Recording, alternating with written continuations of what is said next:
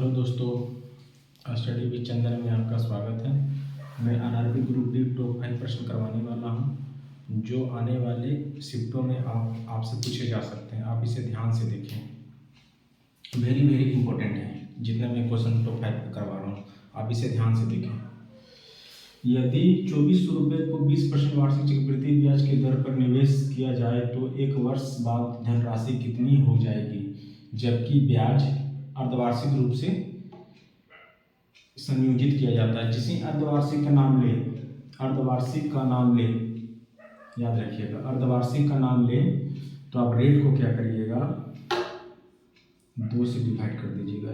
या अर्धवार्षिक बोले या छमाही बोले, छमाही में 2 से और त्रैमासिक में 4 से।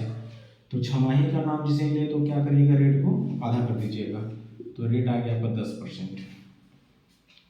रेट आ गया आपका 10%। अब इसे क्या करिए, 100 लगा के इसे काट लीजिए। काटिएगा तो इसे 8 कितना गया, 1/10। आप यहाँ क्या करिएगा, प्रिंसिपल यहाँ लिख दीजिएगा अमाउंट, मूलधन और मिश्रधन। तो नीचे वाला जो है आपका ये मूलधन है और ऊपर वाला इसको ऐड करिएगा तो ये मिश्रधन बन जाएगा। तो यहाँ लीजिए 10, 10 और 1 11। ये प्रक्रिया कितना तक करना है, 1 वर्ष।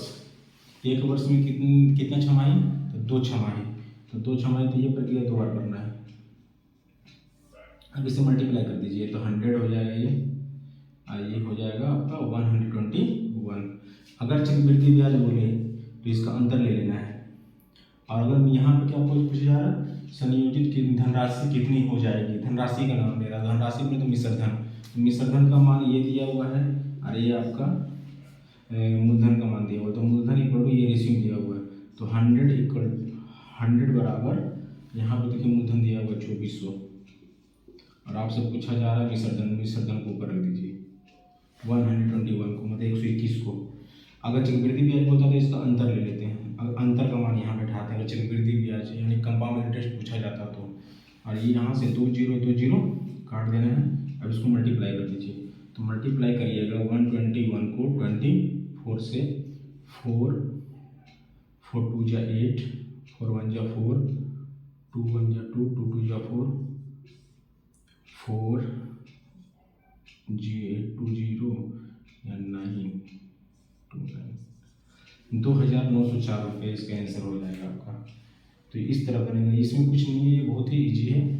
बस कुछ नहीं करना, बस रेट को आधा कर देना। अगर छमाही बोले तो, अगर छमाही नहीं बोलता तो फिर हम डायरेक्ट दर को बैठा कर फिर इसी तरह निकालते हैं। ये सबसे ईजी तरीका। इससे आपका साधारण चक्रवृद्धि ब्याज भी निकल जाएगा। इससे आपको मिश्रधन भी पता चल जाएगा आपका। इससे मूलधन भी पता चल जाएगा। तो ये मेथड बहुत ही ईजी, आप इसे ध्यान से देखें, इसे रिविजन कर लीजिएगा। छमाही बोले तो 2 से डिवाइड करना है और त्रैमासिक बोले तो रेट को 4 से डिवाइड करना है। आप इसे बढ़िया से अच्छे से रिवीजन करके जाइए कि ये हर एक शिफ्ट में पूछे जा रहे हैं।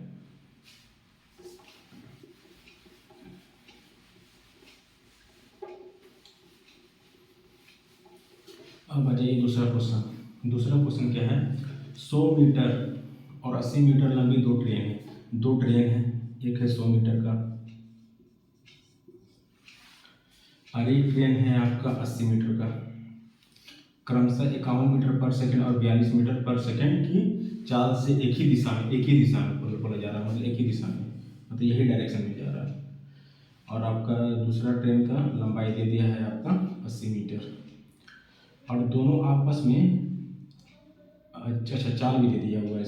इसका चाल भी दिया हुआ है। चाल 51 मीटर पर सेकंड पहला का और दूसरा का 42 मीटर पर सेकंड दिया हुआ है। आपसे पूछा जा रहा है क्या, एक दूसरे को पार कर कितने समय में, समय पूछा जा रहा है आपसे समय पूछा जा रहा है।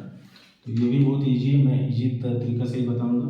हमेशा याद रखिएगा, ट्रेन एक ही दिशा में जाए तो दोनों का दूरी जो है तो वो जुड़ जाएगा।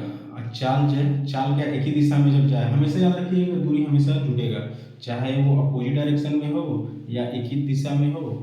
तो हमेशा याद रखिएगा दूरी हमेशा क्या होगा, ऐड होगा। दूरी हमेशा ऐड होगा, दूरी को कुछ नहीं करना, हमेशा क्या करना है, चाल को हमेशा चाल में ही बदलाव होता है। चाल में क्या होता रहता है, बदलाव होता है। चाल जब एक ही दिशा में जाए तो चाल को माइनस कर लेना है। चाल को माइनस कर लेना है, और अगर अपोजिट डायरेक्शन में आए तो चाल को ऐड कर लेना है। तो देखिएगा यहाँ पे दूरी को जोड़ लीजिए, चाल बराबर दूरी बटा समय, दूरी बटा समय। तो चाल यहाँ पे, चाल को मान देखिए एक ही डायरेक्शन में है, तो इसको माइनस कर लीजिए, 51 और 42 को, 51 और 42 को माइनस कर लीजिए, 51 और 42 को माइनस कर लीजिए, तो कितना जाएगा आपका ये चाल, एक ही डायरेक्शन में है, तो आपका हो जाएगा ये 51 है आपका, 51 और 42, 11 से 2 हो गया 9, अच्छा यहाँ चाल हो गया 9 मीटर पर सेकेंड, और आपका दूरी ऐड कर लीजिए 180, और यहाँ पे समय दिया हुआ है, समय का मान हमको निकालना, तो समय से मल्टीप्लाई कर लीजिए, तो समय पे जो मल्टीप्लाई करिएगा तो हो जाएगा समय इक्वल टू 180 बटा 9, इसको काट लीजिए 20 सेकेंड, इसका आंसर आ जाएगा आपसे 20 सेकेंड। बस ये कुछ नहीं है, एक ही दिशा में अगर चले तो चाल में बदलाव होगा, याद रखिएगा, एक ही दिशा में चले तो चाल हमेशा माइनस होगा, और अगर अपोजिट डायरेक्शन में आए तो चाल हमेशा जुड़ जाएगी। तो वो ये यही इजी तरीका, आप इसे रिवीजन करके जाइएगा, ये एग्जाम में पूछे जा रहे हैं।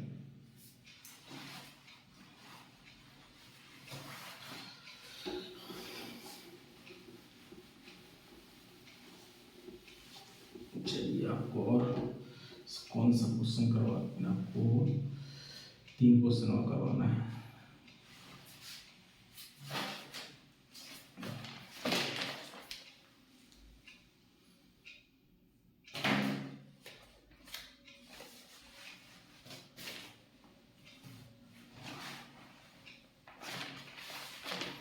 माध्यिका, देखिए 49, माध्यिका बताने वाला, माध्यिका और माध्य, 49, 91, 24, 46, 90, 20, 21, 14, 66, 32 और 92। आपसे बोला जा रहा है माध्यिका, माध्यिका में देखिए क्या करिएगा, नंबर को आरोही क्रम में सजा लेना है, यानी छोटा से बड़ा। तो पहले तो हम काउंट करेंगे कि नंबर कितना है, 1 2 3 4 5 6 7 8 9 10 11 है। और मान लीजिए माध्यिका में संख्या को पहले क्या करेंगे, काउंट कर लेंगे, यानी गिन लेंगे, गिनने के बाद इसमें क्या करना है, +1 कर देना है, अब बट्टा में 2, तो 11 1 12, 12 बटा 2, इसे काट लीजिए, 6 आ गया। तो देखिए छठा नंबर में कौन सा संख्या है, मतलब छोटा से बड़ा में, तो पहले सबसे छोटा कौन सा है, सबसे छोटा देखिए इसमें से कौन सा है, पहला 1 नंबर, दूसरा में आ जाइए, दूसरा कौन है, इससे बड़ा में जाइए, तो दूसरा में ये है, तीसरा में जाइए, देखिए तीसरा में 21 है, चौथा में चले आइए, चौथा में ये है आपका, पांचवा में चले आइए, पांचवा में देखिए ये है आपका, और छठा में देख लीजिए, छठा में ये है आपका, यानी इसका आंसर हो जाएगा आपका 46।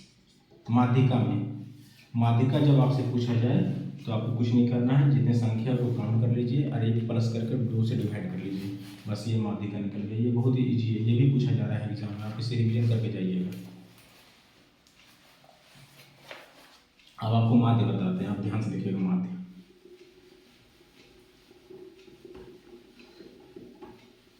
ग्रुप डी के कोई ना कोई शिफ्ट में पूछे ही जा रहे हैं, आप इसे रिवीजन करके जाइएगा। माध्य चले आइए, माध्य, माध्य में क्या है, माध्य में है माध्य, माध्य में क्वेश्चन दिया हुआ है 12, 10, 16, 18, 20, 26, 14 और 28। आप इसको आपको इसको माध्य बताना है, माध्य में कुछ नहीं करना है, कुल संख्याओं का योग जितना संख्या दिया होगा उसे डिवाइड कर लीजिए। कुल संख्या संख्या के अंदर कितना 1 2 3 4 5 6 7 8 से इसको डिवाइड कर लीजिए। ऐड कर इसको 8 से डिवाइड कर लीजिए। और भी शॉर्ट ट्रिक मैं बताता हूँ, उसको ध्यान से देखिए। इसका इकाई अंक देखिए 8 को 4 से जोड़ लीजिए। 8 4 12 12 6 18 18 18 8 26 26 और 6 32 32 से 2 34 34 का 4 और संख्या से डिवाइड कितना करना है 8 से। तो ऑप्शन से क्या करिएगा, अगर मान लीजिए ऑप्शन यहाँ दिया हुआ है 20 दिया हुआ है, 18 दिया हुआ है, 15 दिया हुआ है, 16 दिया हुआ है, तो आप क्या करिएगा इकाई अंक देखिएगा, नीचे वाला से इकाई अंक में से मल्टीप्लाई करिएगा। देखिएगा यहाँ इकाई अंक में 64 आ रहा है, 4 आ रहा है। तो देखिए ऑप्शन में इससे मल्टीप्लाई करेंगे 0 से, तो यहाँ 0 आ रहा है, ये तो हो नहीं सकता है। 8 को अगर 5 से करेंगे यहाँ पे 0 आ जा रहा है। 8 को 6 से करेंगे 8 से 48 8 यहाँ इकाई अंक में 8 आ रहा है, तो उस तरह नहीं बना। यहाँ 8 को 18 से गुना करिए, 88 64 64 का 4, तो मतलब ये इकाई अंक करके भी आप इससे बना सकते हैं। नहीं तो फिर आपके पास क्या करना है, सबको ऐड कर लीजिए, सबको ऐड कर लीजिए,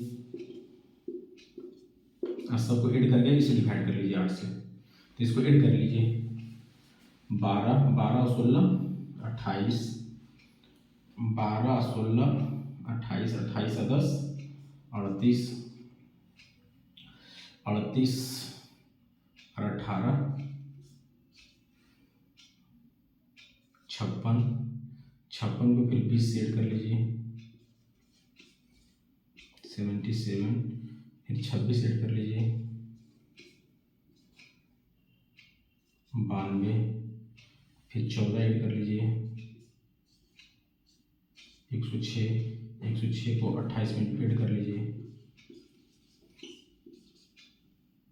134, और इसको डिवाइड कर लीजिए कितना से 8 से।